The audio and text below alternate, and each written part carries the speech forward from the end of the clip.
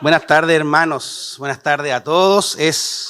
Siempre digo lo mismo, pero no es un cliché, sino que es la verdad. Es un privilegio para mí predicar la palabra del Señor, sobre todo a hermanos míos por quienes el Señor murió, así como por mí. Y es maravilloso estar aquí, darle la gloria a Dios. Cantábamos, ¿cierto? La gloria solo al Señor. ¿Amén o no? Sí, amén. ¿Qué me dirían ustedes si yo les digo, o sea, no qué me dirían, complete la frase. Para mí el vivir es y el morir es. Bien. ¿Quién vive? ¿Y a su nombre? ¿Cuánto cristiano don milero hay aquí? Amén. Amén, Señor. Sí, es maravilloso comprender que toda la gloria, en toda circunstancia, en las circunstancias buenas, en las más o menos, en las malas y en las peores, a Cristo la gloria, hermano. Amén. Y me imagino a Pablo ahí en esa cárcel, con todo en contra, hermanos. Abandonado, apesadumbrado, con frío. Imagínenselo, pasando frío, pasando hambre, con latigazos, con cicatrices de dolor. Y él ahí, la Biblia dice, cantando himnos, ayudando a los carceleros, ayudando a los otros presos. ¿Se acuerdan cuando el carcelero iba a matarse? ¿Qué le dijo Pablo? Tranquilo, estamos todos aquí, ayudando al que estaba cuidando a él que estaba preso. Imaginemos eso. Es un privilegio entender que puede haber gozo en medio de esas circunstancias. Pablo lo experimentó, sin duda. El Señor lo experimentó en sus momentos más oscuros, más dolorosos. Y usted y yo también podemos hacerlo. Leímos el texto desde el 18, la última parte del 18, hasta el 26. Y de verdad que es maravilloso este texto. Probablemente los que hemos crecido en escuela dominical, este texto es familiar, es bastante conocido, pero siempre es fresco. Y siempre podemos encontrar joyas, podemos encontrar verdades que ya sabíamos y que muchas veces olvidamos. O nuevas verdades también, que podemos encontrar ahí en el texto. Para mí el vivir es Cristo y el morir es ganancia, dijo Pablo. Y es una verdad. Él sabía que su vida, el vivir para él era estar con Cristo y morir para él también era estar con Cristo. ¿Sí? Y después vamos a ver en el texto que él declara que eso es muchísimo mejor.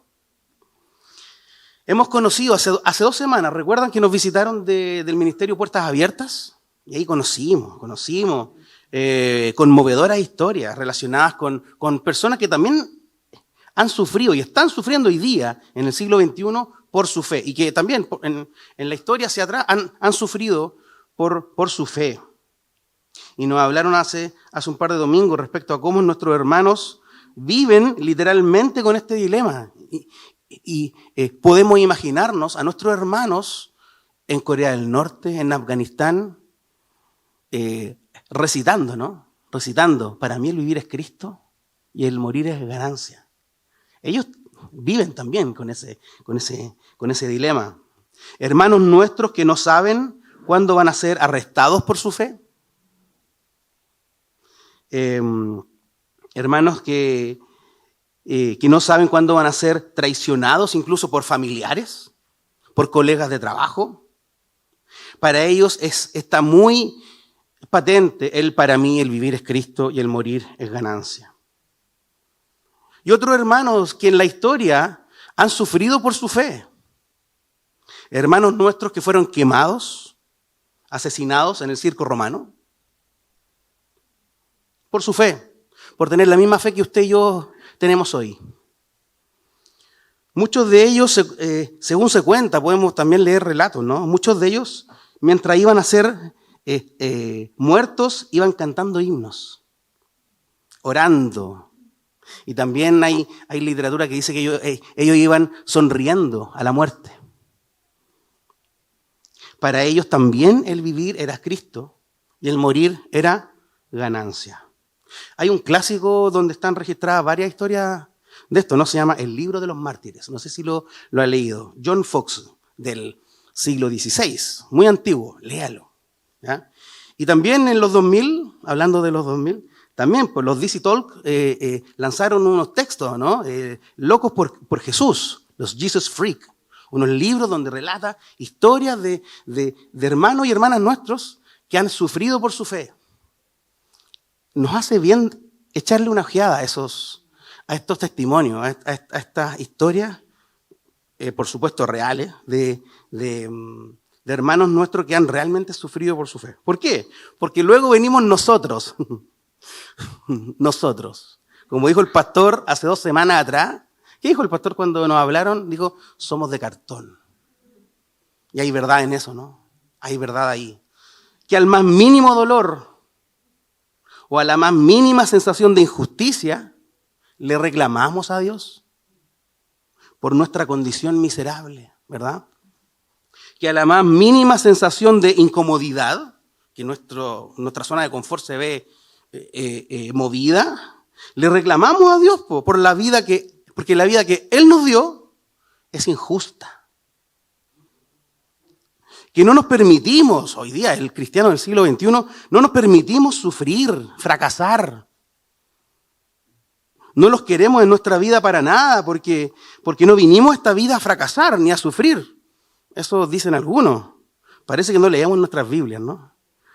Sí, o pareciera que el fin último del hombre es glorificarme a mí y disfrutando de mí para siempre. Pareciera que esa fuera la respuesta a la primera pregunta, ¿no? Que reclamamos porque no tenemos trabajo. Y después reclamamos porque tenemos mucho trabajo. ¿Verdad? ¿Sí o no? Porque no tenemos vida social. Y después porque tenemos excesiva vida social. Reclamamos porque la iglesia no nos pesca. Y aún así, no somos capaces nosotros de llamar al hermano cuando sabemos que está en necesidad. No porque se pega del pastor, es de los presbíteros, no mía. Y reclamamos. Bueno, podríamos estar hablando muchas cosas de lo cartón, de nuestro material, ¿sí? Pero vamos al texto, hermano, porque hay mucho que aprender de Pablo y sobre todo hay mucho que aprender del Señor. Vamos al texto, queridos. Este es para mí, ¿no?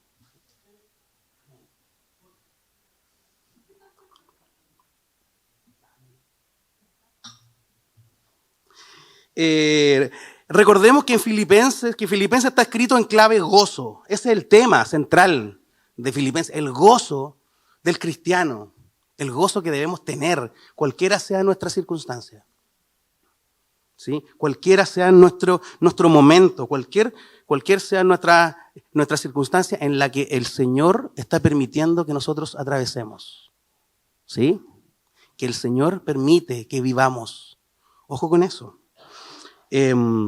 A pesar de las prisiones del apóstol, a pesar de la oposición que él recibía, de las persecuciones que estaba sufriendo la iglesia, a pesar de los predicadores envidiosos, de los que habló nuestro pastor Jonathan el domingo pasado, y a pesar de las mismas luchas personales de Pablo, él vivía una vida de gozo.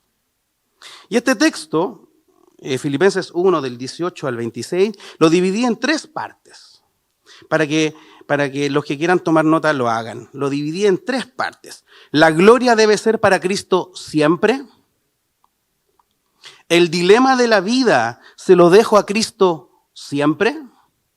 Y la misión seguirá siendo de Cristo siempre.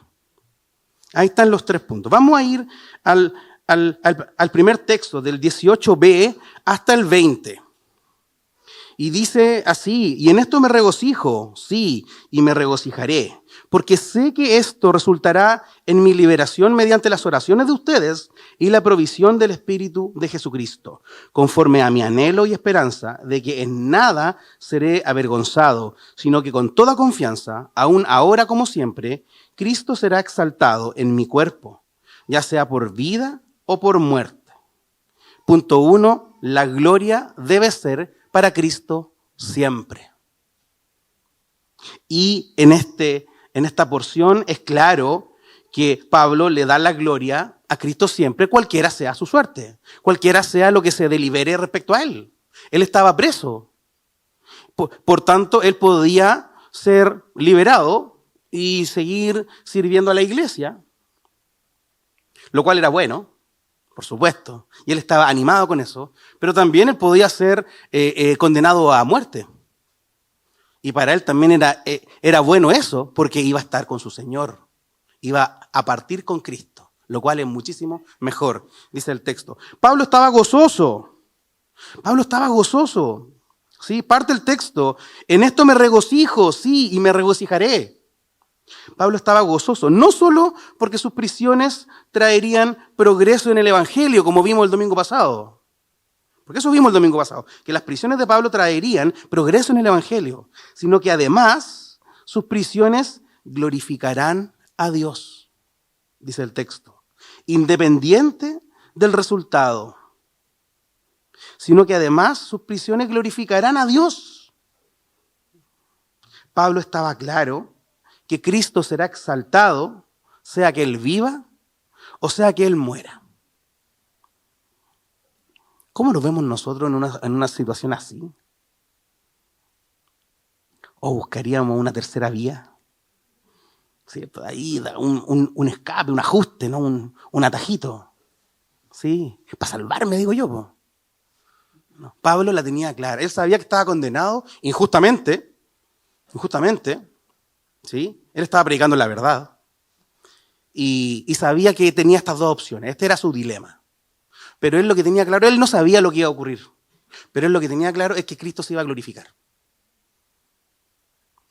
Eso es lo genial de Pablo. Pablo no hace una iglesia para sí. ¿Qué dice Pablo?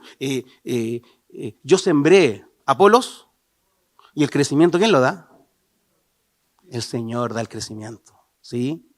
Yo no soy el importante. Cuando decía también que él y otros eran simplemente colaboradores del Señor.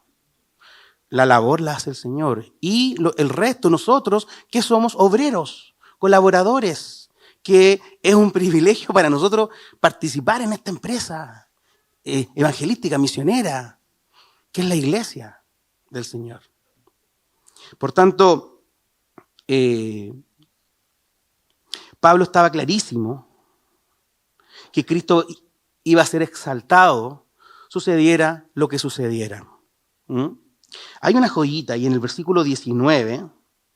El versículo 19 dice que esto resultará en mi liberación mediante las oraciones de ustedes y la provisión del Espíritu de Jesucristo. ¿Oyeron esto? Eso, ¿no? Sé que esto resultará en mi liberación mediante dos razones. Las oraciones de ustedes y la provisión del Espíritu de Jesucristo. ¿Se dan cuenta, no? Pablo no tiene esta dicotomía así como, pero ¿qué tenemos que hacer? ¿Esperar que el Señor obre? ¿O yo tengo que orar para que el Señor obre? ¿Sí? De repente pensamos así y de repente como nos creemos súper calvinistas decimos, no voy a orar. No voy a orar porque el Señor va a hacer lo que Él quiere porque Él ya lo tiene todo escrito. Así que no voy a orar.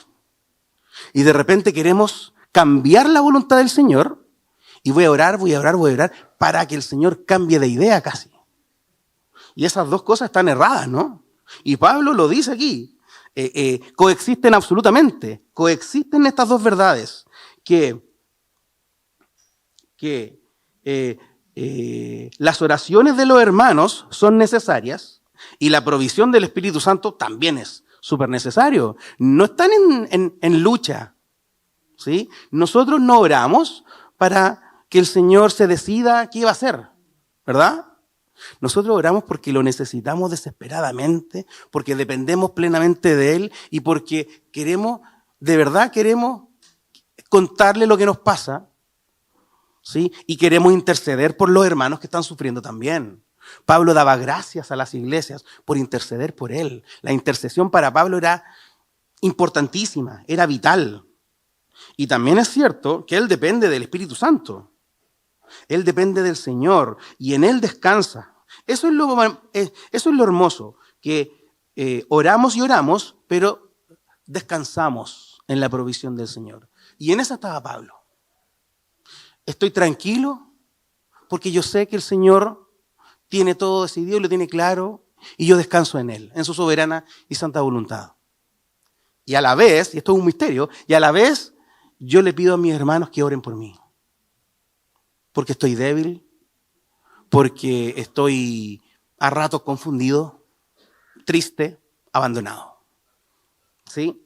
Entonces, claramente esto es un misterio, ¿sí? Pero ambas cosas son verdad. No oramos para cambiar la voluntad del Señor. Oramos porque dependemos de Él y porque necesitamos de Él.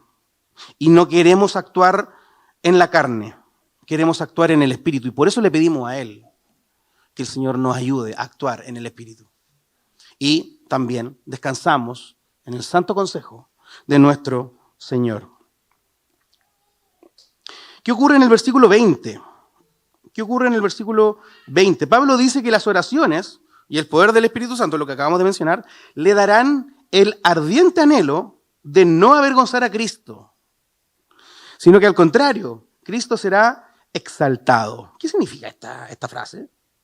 ¿Qué significa esto? Conforme a mi anhelo y esperanza de que en nada seré avergonzado, sino que con toda confianza, aún ahora como siempre, Cristo será exaltado. ¿Qué significa esto? Es lo que yo les deslizaba al comienzo. Pablo podría haber tomado otras decisiones. Pablo podría haber decidido otras cosas. Pablo podría haber, por ejemplo, coimeado a los carceleros. O sea, no, hagamos un arreglín, amigo. Sí. Resolvamos esto a lo compadre. Y eso sería una vergüenza para la iglesia del Señor y para el nombre de Cristo. A eso se refiere el texto cuando dice que en nada seré avergonzado. Yo quiero hacer lo que debo hacer. Si estoy preso, estoy en calidad de preso. Si el Señor no me quiere aquí, el Señor me va a sacar de aquí.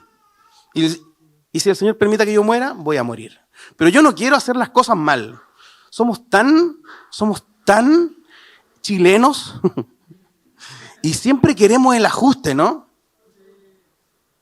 De repente cuando nos detienen los carabineros, igual como que la pensamos. Y no corresponde, ¿no? Dentro de los profesores existe el mito que si tú le dices al carabinero que eres profesor, te va a dejar pasar. De verdad, y ya tengo testimonio de amigos que ha ocurrido. Pero eso no, si te para, y si tú no estás con tus documentos, o si están vencidos, tenés que asumir tu problema nomás. Y tú, la mala recompensa, ¿cierto? Es así. Si hiciste algo mal en el trabajo, o si hiciste algo mal en tu matrimonio, hay que asumir las consecuencias, porque estamos ahí, y esto de buscar un subterfugio, que la excusa, no, hermanos. Pablo estaba convencido de que el Señor iba a obrar en su vida. Aún él estando injustamente preso, más aún nosotros, ¿no? Más aún nosotros. Así que ojo con avergonzar al Señor. Ojo con avergonzar al Señor. Pablo estaba muy, muy preocupado por aquello, conforme a mi anhelo y esperanza de que nada será avergonzado, ¿sí? Sino que Cristo será exaltado. Eso quería el Señor, que Cristo sea exaltado por la actitud de Pablo también. Sea cual sea el resultado, Pablo le dará la gloria a Dios. Y al final de esta porción, al final del 20, se indica que Cristo se glorificará en mi cuerpo, dice Pablo. Y esa es la palabra original, cuerpo, ¿sí? Refiriéndose a la entera persona de Pablo, a toda la personalidad, al ser de Pablo. Y se entiende que es así, dado que su cuerpo es el que seguirá vivo, pudiendo él aportar a que corra el evangelio y sea proclamado, o que morirá, acción que sin duda también le dará gloria a Cristo. El Señor se va a glorificar en cualquiera sea lo que resulte del cuerpo de Pablo. A eso se refiere el versículo 20 ahí al final. Cristo será exaltado en mi cuerpo, ya sea por vida o por muerte. Por tanto, hermanos, primer punto, la gloria debe ser para Cristo siempre. En tu circunstancia, en tu pena, en tu sufrimiento, en tu injusticia. La gloria debe ser para Cristo siempre. No solamente cuando nos ganamos un premio, no solamente cuando nos ascienden en el trabajo, o cuando nos va súper bien, o cuando nuestros hijos son súper sanos, sino cuando ocurre la cosa contraria. La gloria también debe ser para el Señor. Amén. Vamos al segundo punto. Leamos ahí desde el 21 hasta el 23. Pues para mí el vivir es Cristo y el morir es ganancia.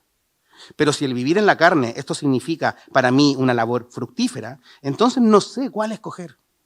Porque de ambos lados me siento apremiado, teniendo el deseo de partir y estar con Cristo, pues eso es mucho mejor. Una mejor traducción es que es muchísimo mejor, un superlativo, es tremendamente superior. ¿Y cuál es el segundo punto? El dilema de la vida se lo dejo a Cristo siempre. De repente debemos tomar decisiones, ¿no? Bueno, en este caso la decisión no era de Pablo. Y de repente también nosotros nos exponemos así. Estamos postulando un trabajo, ¿no? Y hay una terna. ¿La decisión está en nosotros? No, está en los que deciden, ¿verdad? Estamos esperando el resultado de una cirugía, de un familiar. ¿Está en nuestras manos la decisión? No. Pero nosotros nos ponemos a pensar, ¿no? Y sobrepensar. ¿Sí? ¿Qué pasa si A? ¿Y si B? ¿Y si C? Y algunos que hacen el overthinking llegan hasta la Z, con opciones, ¿no? ¿Por qué? Porque pensamos y elucubramos y todo ocurre en nuestra mente, ¿eh? No ocurre en las acciones, ocurre en nuestra mente. Pero, y sobre todo cuando las cosas no están en nuestras manos. ¿Qué pasará? ¿Qué va a decidirse? ¿Quién va a ganar una elección presidencial o de diputado o de senador? ¿Está en nuestras manos? ¿O tenemos uno partido en varios millones de aporte a la decisión, ¿o no? Casi nada, prácticamente nada. Igual hay que ir a votar, hermano, ¿no? Por favor, vaya a votar, cumpla con su deber, vaya a votar. Pero, ¿está en nuestras manos la decisión? No. Y en las manos de Dios, efectivamente. Y a nosotros nos queda orar por lo que queremos en cualquier circunstancia. Entonces ese era el dilema de Pablo. Y yo no había reparado en el para mí. Para mí el vivir es Cristo y el morir es ganancia. ¿Había reparado en el para mí? Bueno, escarbé un poquito. Y ese para mí era un contraste. Es un contraste con los otros predicadores. ¿Se acuerdan de los predicadores de los que habló el pastor Jonathan? ¿No? Que no siempre predicaban con las mejores intenciones. ¿Sí? De repente buscaban ambiciones, eran ambiciosos, buscaban otras cosas. Y claro, igualmente Pablo estaba contento porque el evangelio era proclamado. Pero estos predicadores no estaban en línea con Pablo. Y, según Pablo, no estaban en línea con el Señor, que era lo más grave. Entonces, ¿qué decía Pablo? No sé lo que pensarán estos predicadores de Cristo. Pero para mí, el vivir es Cristo. Para ellos, a lo mejor, el vivir es la fama. A lo mejor para ellos el vivir es el dinero. Pero para mí, el vivir es Cristo. Ese es el contexto del para mí. Y el morir es ganancia. No sé si para ellos esto es realidad, pero para mí sí, el vivir es Cristo. Pablo tenía este gozo del Señor, este gozo lo tenía tan arriba, tan alto, tan presente, que al final del día no le importaban las intenciones de los demás. Él sabía claramente las suyas. ¿Se acuerdan cuando Josué le dijo al pueblo? Miren, chiquillos, estamos en el final, pero la cosa está mala. ¿Sí? Está Jehová, pero también hay otros dioses falsos, ¿verdad? Escojan ustedes a quién van a servir, ¿verdad? Escojan ustedes a quiénes van a servir. ¿A estos dioses falsos o al Dios verdadero? ¿Y cómo termina Josué? Pero yo y mi casa serviremos a Jehová. Esto no lo digo yo, no lo dijo Marcos Vidal, no. Lo dijo el Señor, Josué 24:15. ¿Sí? Es como eso. Y la verdad, hermanos, llega un punto en que nosotros podemos decir, pucha, ¿saben qué? Mis familiares no quieren nada con el Señor. O tienen una relación tibia ahí con el Señor. A nuestro parecer. Pero ¿sabe qué? Yo voy a decidir seguir al Señor. Para mí el vivir es Cristo. Algo así, algo de Josué hay en Pablo, ¿verdad? El vivir es Cristo. ¿Qué significa esta frase? El vivir es Cristo. Cristo era el todo de Pablo. Cristo era su gozo. Su vida completa giraba en torno a su Señor y en torno a la misión de Él, de Cristo. Su propósito era vivir para el reino, consagrarse diariamente a Él, ser cada vez más santo, descansar en Él y finalmente amarlo en respuesta al amor de Cristo por Él. Eso es, en otras palabras, el vivir para Cristo. Y ese era el pensamiento de Pablo. Lo podemos ver en otros textos. Hay muchos textos que rodean este vivir es Cristo. Y preguntémonos nosotros, pero preguntémonos de verdad. Yo sé que hoy día estamos aquí en la iglesia, todos creemos más o menos lo mismo, pero ya, mañana vamos al trabajo y vamos al colegio, a la universidad y botamos la basura ahí con el vecino, ¿cierto? Y peleamos por el estacionamiento porque nos tocó un poquito de vereda y todas esas cuestiones porque se estacionó en nuestro estacionamiento, sí, o vamos en el auto y el otro se cruzó y... ¿Ya? Hermanos, para nosotros el vivir es Cristo, ¿no? Y de repente llegamos a la casa y peleamos con la esposa, con el esposo, con los hijos. Y herimos, dañamos, cometemos errores, pecamos. Entonces, por eso la pregunta es, realmente, 24/7, nuestra vida es Cristo, ¿no? Y si no lo es, ¿qué pasos debo dar? ¿Sí? No vamos a hacer que pasemos al altar para que de aquí en adelante nuestra vida sea Cristo. No, esto es un proceso. Esto es un proceso de vida. ¿Qué pequeños pasos podemos dar para que esto sea una realidad en nuestra vida?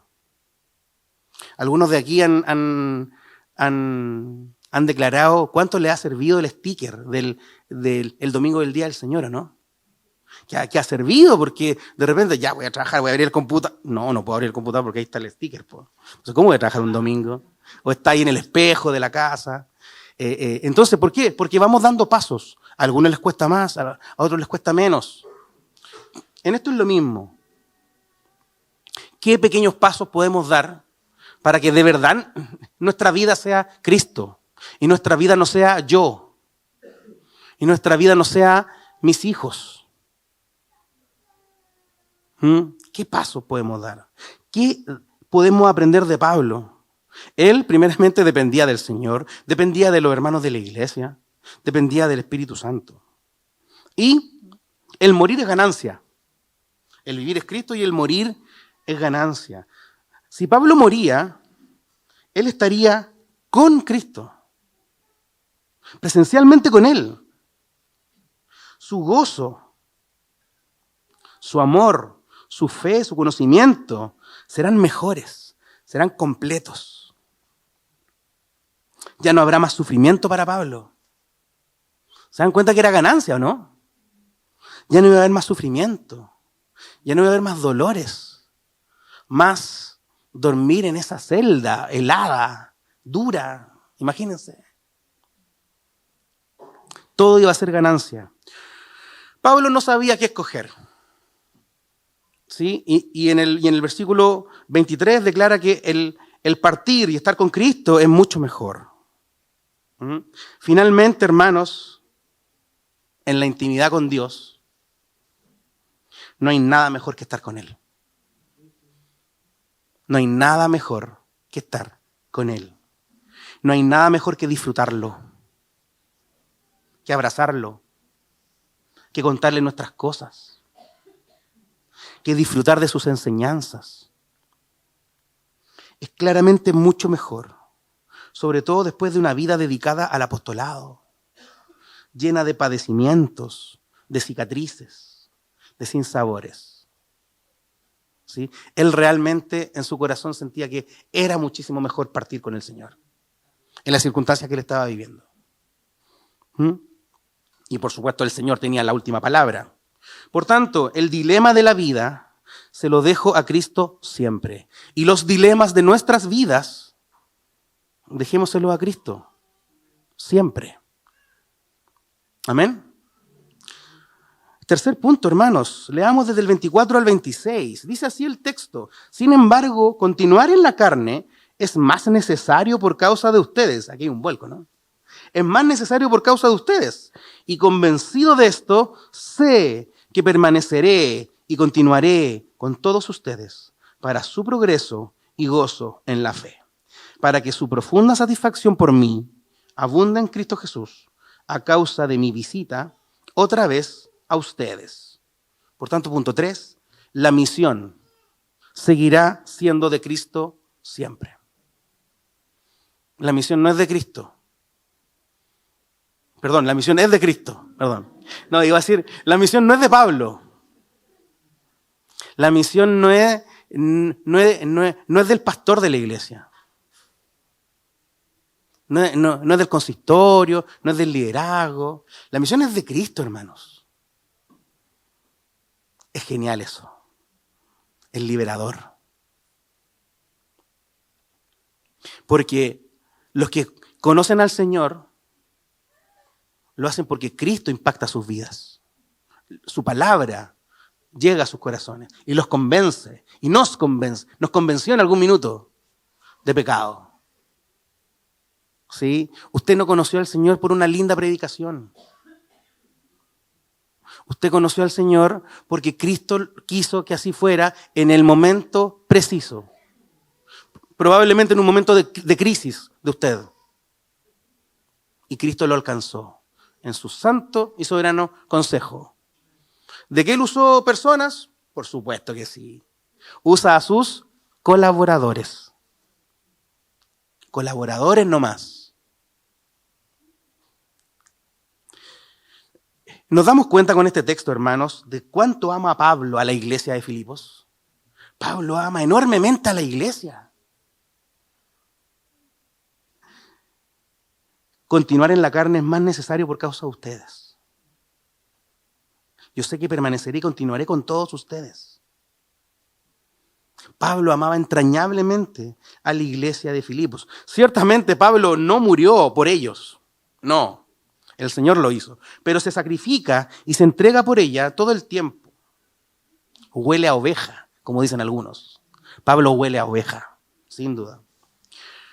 Oremos para que nuestros pastores amen la iglesia y no sean simples trabajadores que realizan una labor, sino que amen la iglesia y se empapen de las ovejas, así como Pablo lo hizo, así como el Señor lo hizo.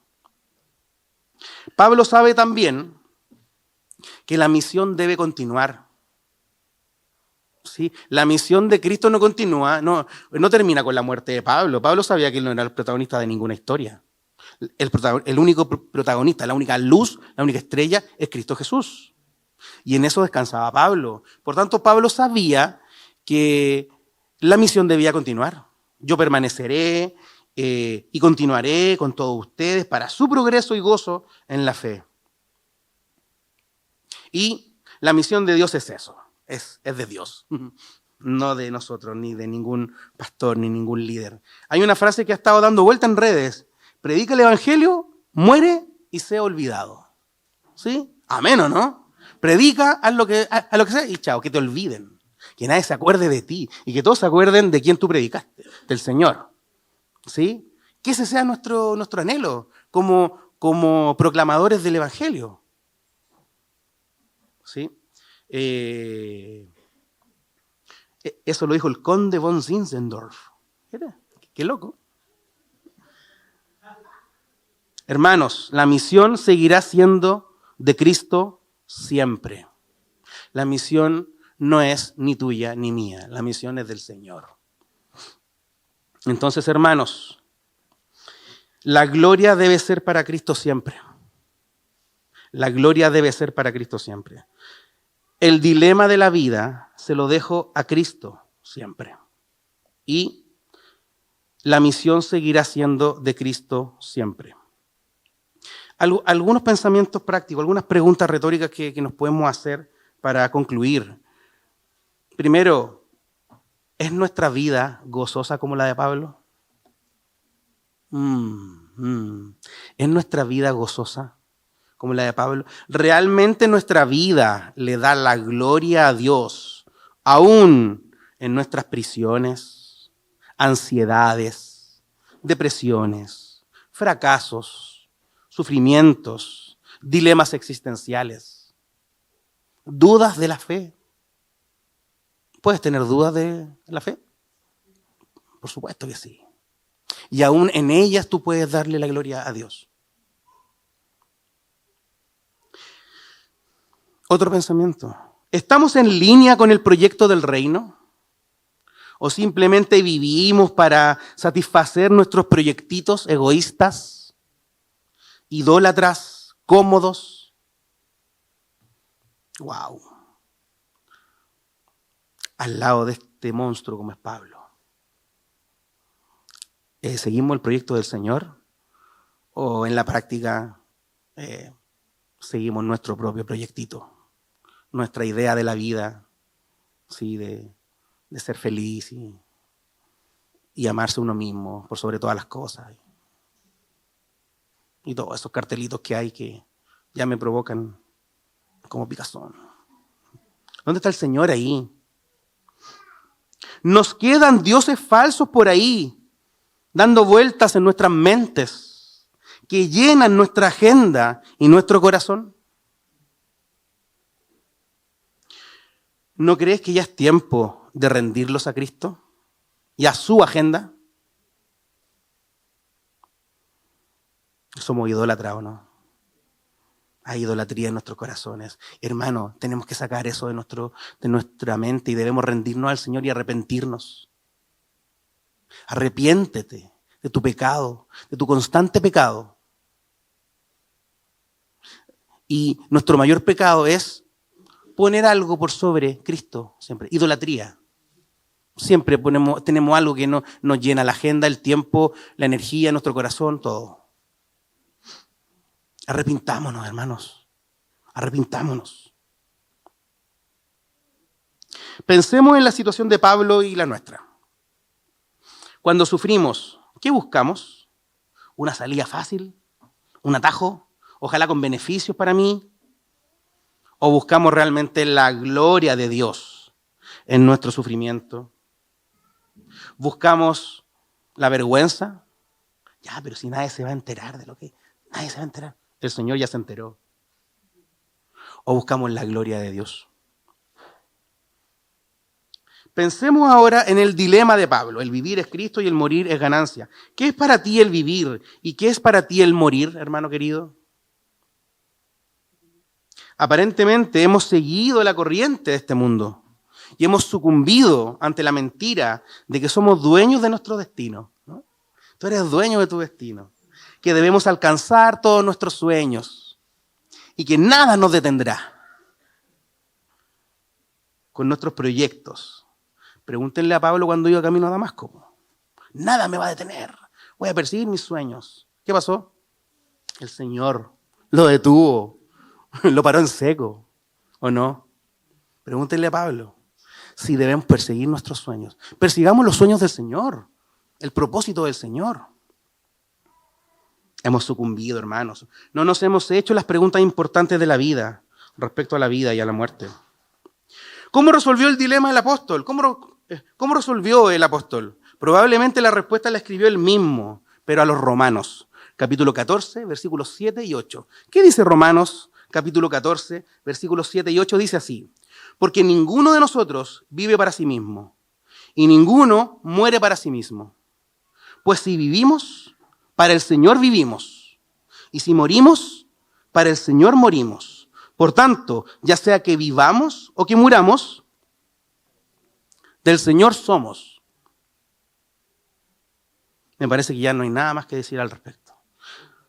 Le repito, Romanos 14, versículos 7 y 8, para que lo busque por ahí o lo anote. Estoy terminando, hermanos. Si queremos ser mejores cristianos, es necesario volver a las bases, volver a lo que hemos creído y contrastar nuestra conducta y lo que hay en nuestro corazón con lo que el Señor quiere de nosotros. Los discípulos querían seguir a Jesús, ¿no? Pero no sabían cómo. Los discípulos ahí en la época de Jesús. Y conversaban entre ellos, ¿cómo seguir a Jesús? ¿Cuál de nosotros es el primero? Y se hacían las preguntas incorrectas. ¿Quién de nosotros va a estar a la derecha del Señor en la gloria, po? Miren la pregunta. Nosotros igual hacemos cosas así. Bueno, ¿qué responde el Señor? No a esta pregunta, sino que a otras. En Mateo 16, 24 al 26. Jesús le responde. Entonces Jesús dijo a sus discípulos: si alguien quiere venir en pos de mí, tres cosas, ¿no? Niéguese a sí mismo, tome su cruz, cada día, dice en otro evangelio, y que me siga, sígame. Repito, niéguese a sí mismo, tome su cruz y sígame. Porque el que quiera salvar su vida, el que quiera arreglársela solito, buscar un atajo, el que quiera salvar su vida, la perderá. Pero el que pierda su vida, como el apóstol Pablo, pero el que pierda su vida por causa de mí, la hallará. Pues ¿qué provecho obtendrá un hombre si gana el mundo entero? Piensen los dueños del mundo. ¿Qué provecho obtendrá un hombre si gana el mundo entero, pero pierde su alma? ¿O qué dará un hombre a cambio de su alma? Pensamientos del Señor. Mateo 16, del 24 al 26.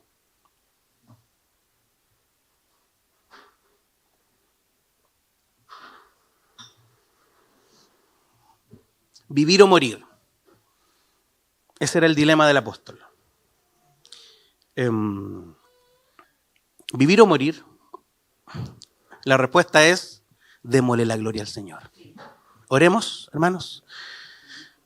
Te damos gracias, Padre nuestro, por estas hermosas enseñanzas, Señor, que nos dejas en tu palabra. No somos dignos de ti, Señor. No hemos sido los mejores colaboradores tuyos. Hemos sido idólatras. Te hemos negado muchas veces. Hemos fracasado en tu obra, en la misión. Y fracasamos día a día, Señor. Te fallamos. Por eso confesamos nuestros pecados, leemos, recordamos los 10 mandamientos, Señor. Porque te fallamos, Señor. Enséñanos a dar pasos, Señor, para vivir para ti.